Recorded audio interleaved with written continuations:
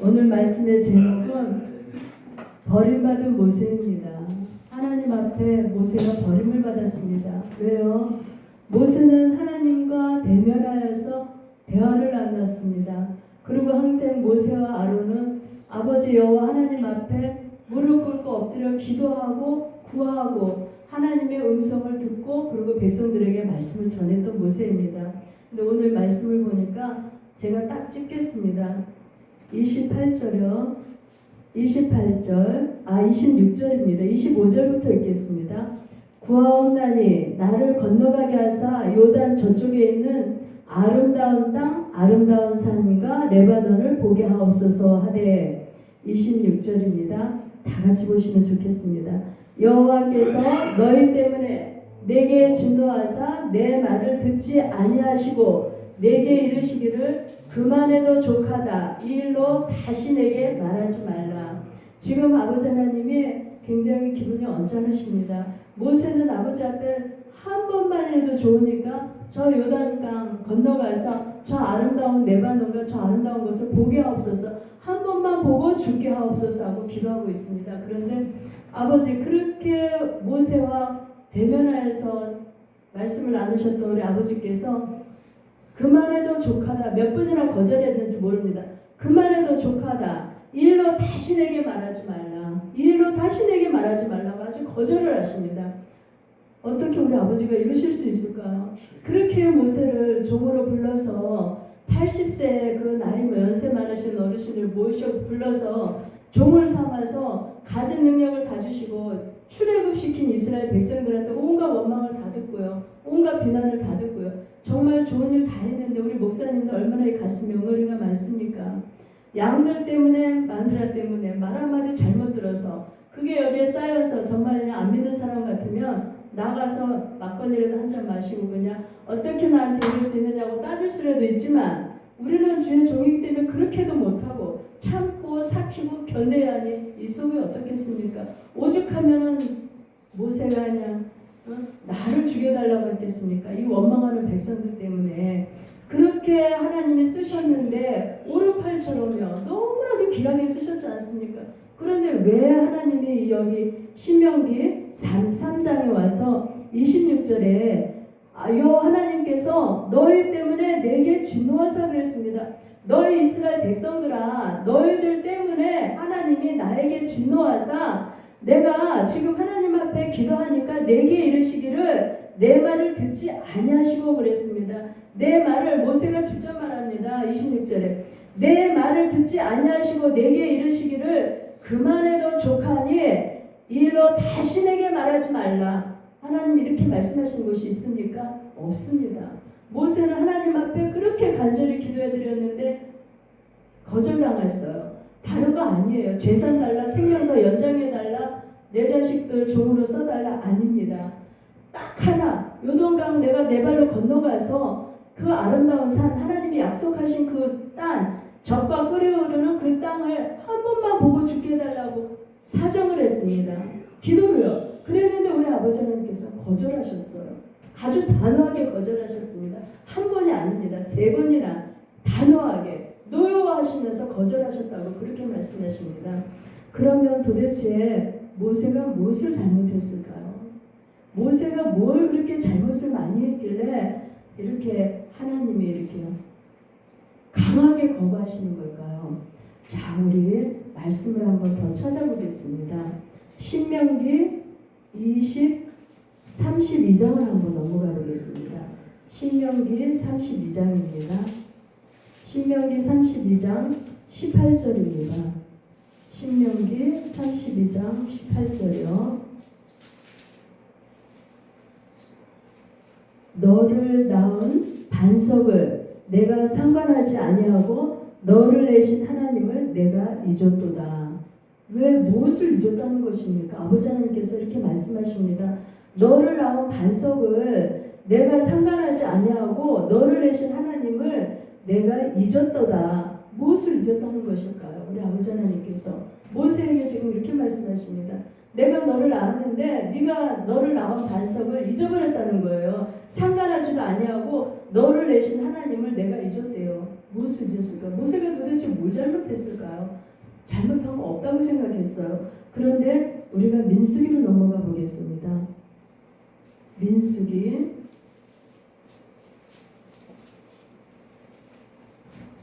2장 11절입니다. 민수기 2장 11절. 민수기 2장 11절.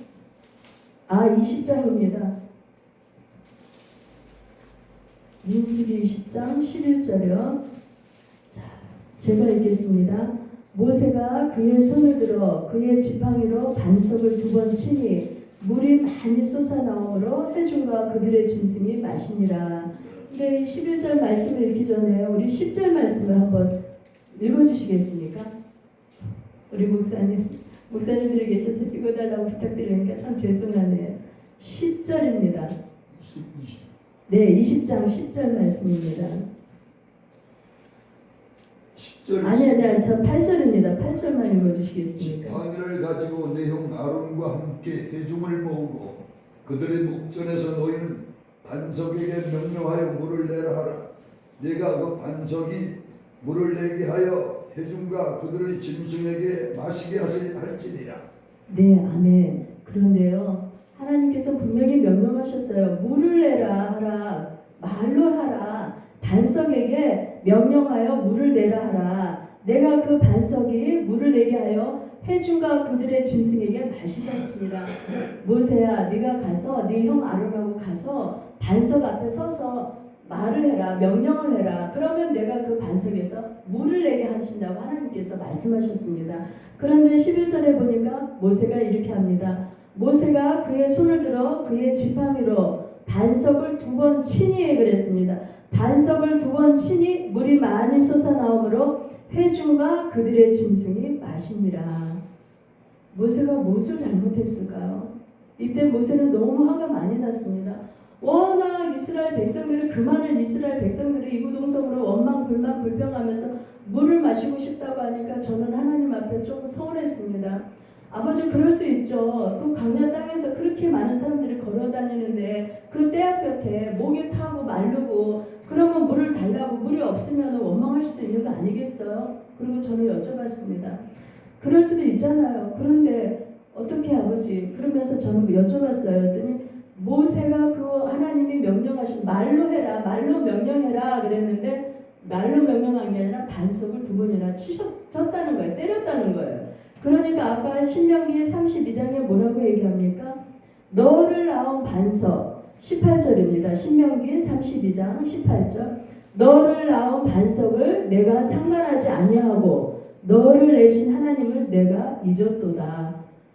너를 낳은 반석이래요. 모세를, 우리를 낳은 반석을 우리가 상관하지 아니하고 너를 내신 하나님을 내가 잊었도다. 우리가 어떻게 하나님을 잊었을까? 우리는 항상 잊고 살죠. 사실은 아침부터 저녁까지 하나님 뜻대로 산다고 하지만 우리는 항상 잊습니다. 근데 이 반석에서 물을 내라고 했는데 반석을 때렸을 뿐인데 모세는 하나님 앞에 거절을 당합니다.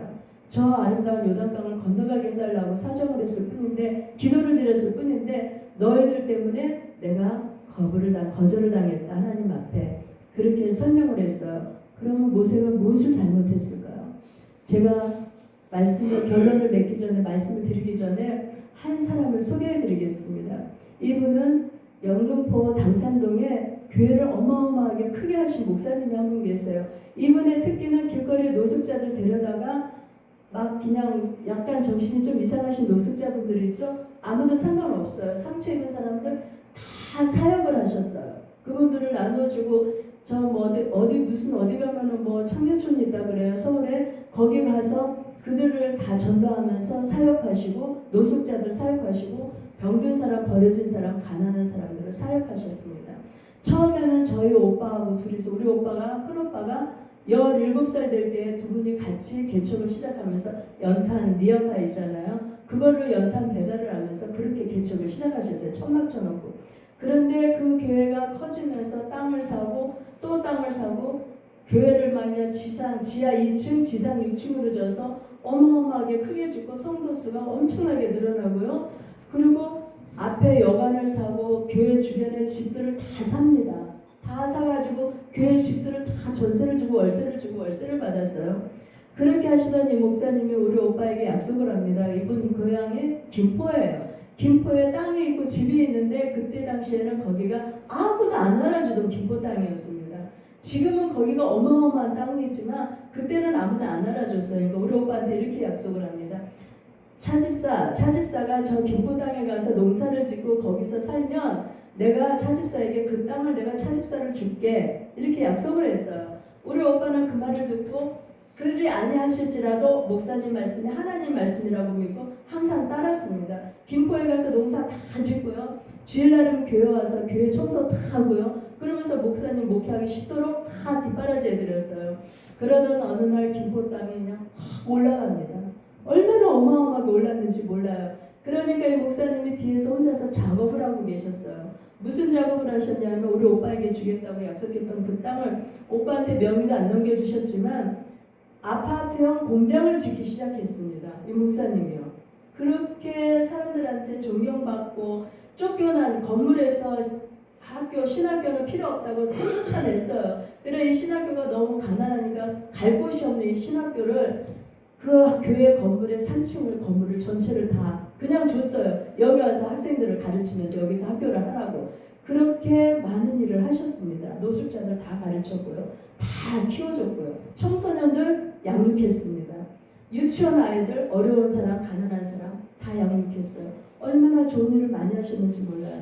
그분이 계셨다면 지금도 창문에 손만 내밀면 무조건 빵이고 먹을 거 준비해놨다가 그 사람들 다 줍니다. 교회에서 누구든지요.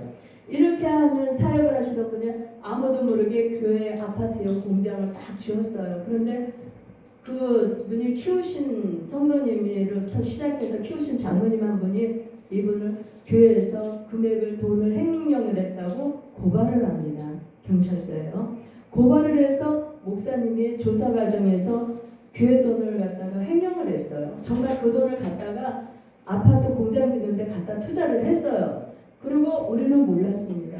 우리 오빠가 충격받아서 돌아가시고 난 뒤에 등기부 등본을 교회 등기부 등본을 우리 작은 오빠가 띄워보니까 100억이라는 돈 가까이를 우리 오빠를 보증을 세워서 돈을 빌려가지고 그 돈으로 그 아파트 공장에 또 투자를 했던 거예요. 몰랐어요. 저는 오빠가 충격받고 돌아가시고 난 뒤에 알았습니다. 이분이 이제 횡령을 했으니까 교도소에 들어가셨어요. 교도소에서 많은 사람을 전도했습니다. 그분들이 다 교회 사모님한테 어머니 하면서 편지를 써서 감사하다고 이 목사님을 만나게 해주셔서 너무나도 하나님이 감사하다고 해서 편지를 써서 보내오면 이렇게 쌓인 편지를 갖다가 이 사모님은 다 싫다고 다 갖다 버렸어요. 그 편지를. 그렇게 하다가 이분이 교도소에서 대장암이 걸립니다. 저는 그때 알았습니다. 아, 그래도 하나님이 이 목사님을 살리기 위해서 대장암이라는 것을 심어주셨구나. 이분이 여기서 회개하고 하나님 앞에 부르짖고 기도하면 이거는 구원을 받겠구나 알았습니다. 대장암으로 병으로 교도소에서 일찍 나오셔서 돌아가셨어요. 그리고 우리 오빠는 그 충격으로 인해서 또 연달아서 돌아가셨습니다.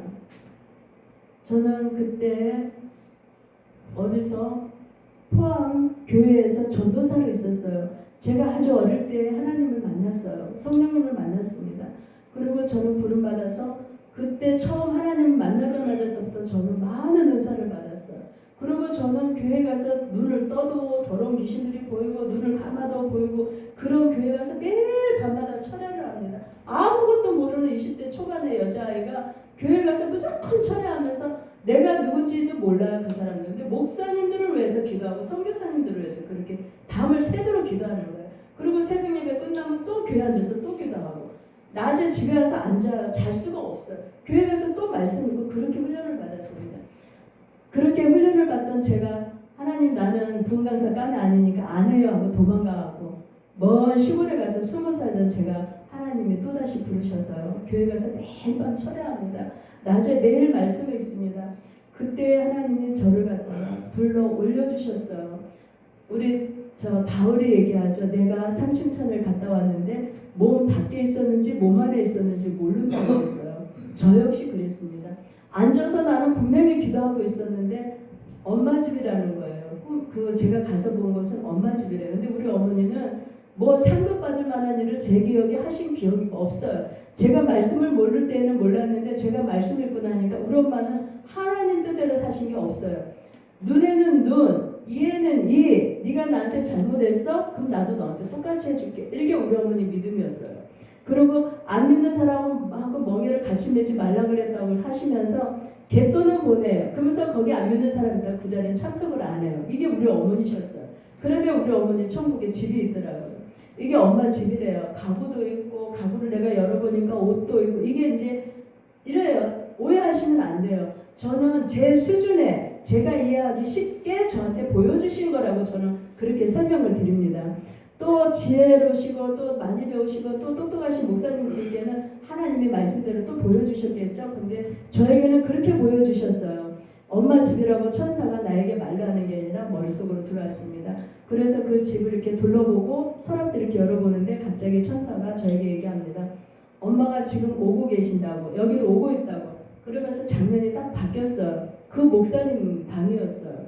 근데 방이 얼마나 냐면 한 평 반도 안 돼요. 너무나도 작아요. 그리고 방 안이 어두워요. 그런데 그 목사님 방 안에는 뭐가 있느냐 하면 제가 왜 처음에 이 목사님 이렇게 훌륭하신 분이라고 설명을 드렸냐 하면 목사님 방에는 왜 우리 옛날에 연수 가면은 농 반쪽짜리 하나 있었죠. 농 반쪽짜리. 저는 에어컨 반쪽짜리 되는 그런 농 하나에 옷걸이 어디죠 세탁소에서 온 옷걸이 그런 거 이렇게 늘어져 있는 거 그런 거 4개 정도 걸려 있고 가운 하나 있는데 가운 색깔이 어두워요. 어느 목사님이 언젠가 제가 어렸을 때 들은 얘기입니다. 사람의 상급이 색깔별로 구분이 된다는 그런 얘기를 제가 어려서 들은 기억이 있어요. 근데 이 목사님의 옷 색깔이 어둡습니다. 근데 방에 이불 깔아놓은 거 보니까 이불도 더러워요. 깔고 덮는 이불인데 더럽습니다. 그런데 제가 그분 앞에 가서 하얀 종이를 이렇게 손바닥에 올려놓고 내밀면서 이렇게 주면서 오빠 빚 갚으라고 말로 한 게 아니에요. 머리로 주고받습니다. 이렇게 갚으라고 그러니까 그분이 저한테 얘기를 해주세요. 머릿속으로 들려옵니다.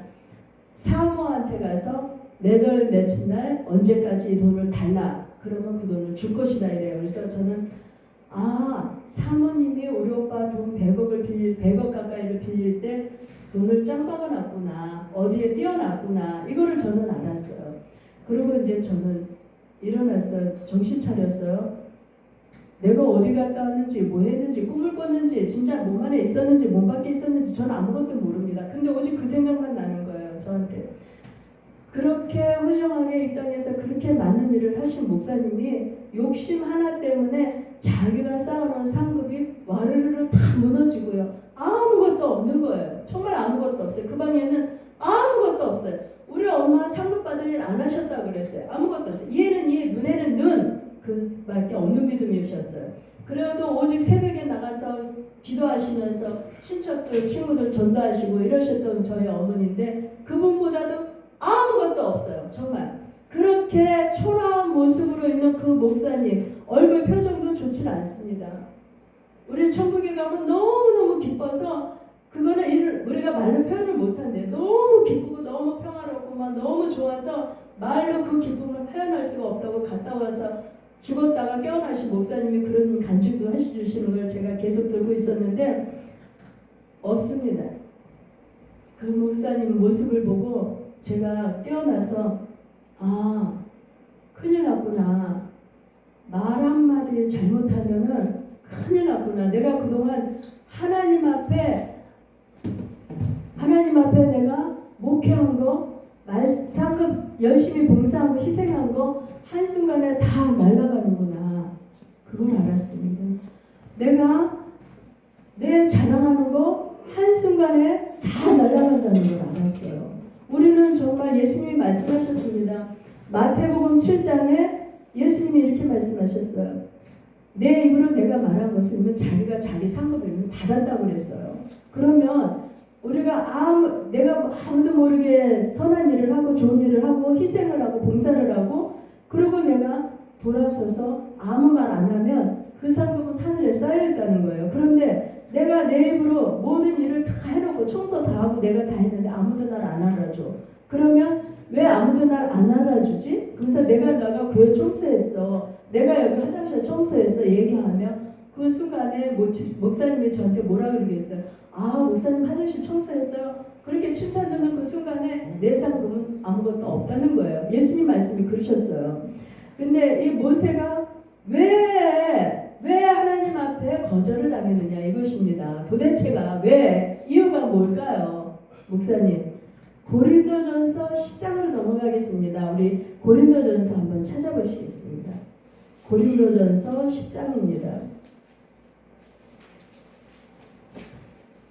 고린도전서 10장 4절 5절입니다. 우리 다 같이 합독하겠습니다. 고린도전서 10장 4절 5절 시작.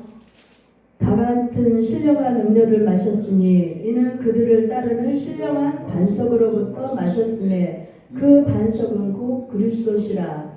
그러나 그들의 다수를 하나님이 기뻐하지 아니하셨으므로 그들이 광야에서 멸망을 받았느니라.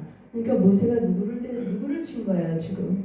하나님은 말로써 명령해서 물을 내라 그랬는데 모세는 누구를 친 겁니까? 4절에 보니까 그 반석은 곧 그리스도시라. 그리스도시라는 거예요. 예수님께서 계속 그 이스라엘 백성들을 따라다니셨다는 거예요 지금.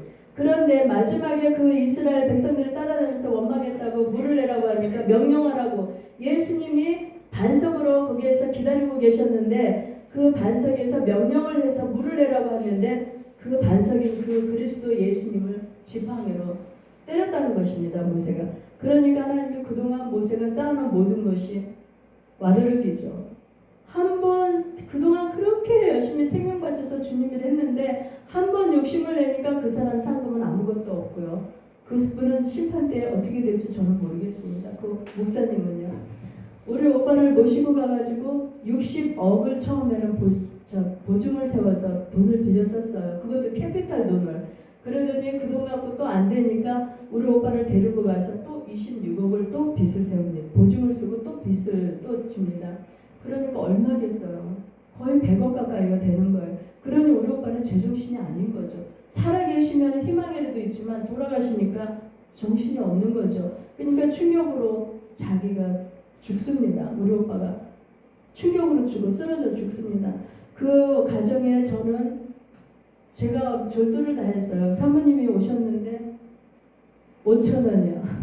준의금을 5,000원을 했어요. 그것도 좋아요. 하나님이 내 원수를 사랑하라고 하니까 밥 먹을 게 없다고 하니까 오셔서 우리 장례식장에 오셔서 식사하시라고 그러고 밥 드리고 같이 또 얘기하고 또 그분 상담하시면 내가 그 와중에 또 사모님 상담을 또 들어주고 왜 그 아까운 그 교도소에서 편지를 왜 다 버렸느냐. 그걸 놔둬서 채굴을 했으면 사모님이 앞으로 먹고 살 길이 있었을 텐데 왜 그걸 다 버렸나요? 그러고 이제 또 얘기도 해드리고 이렇게 하면서 있는데 이분이 저한테 이런 얘기를 합니다.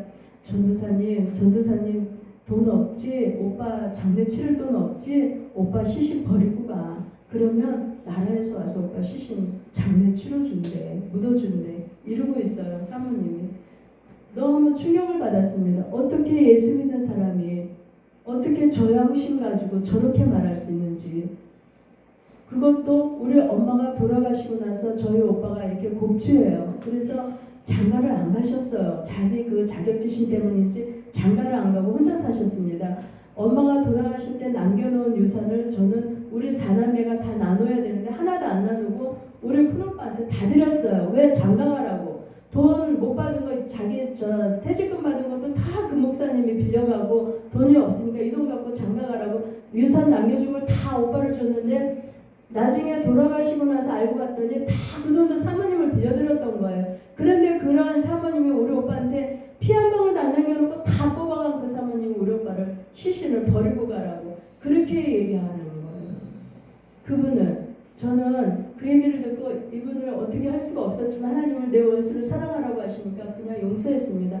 예수님의 이름으로 그분을 용서하고 우리 오빠를 조용히 납골당에 모셨는데 이렇습니다.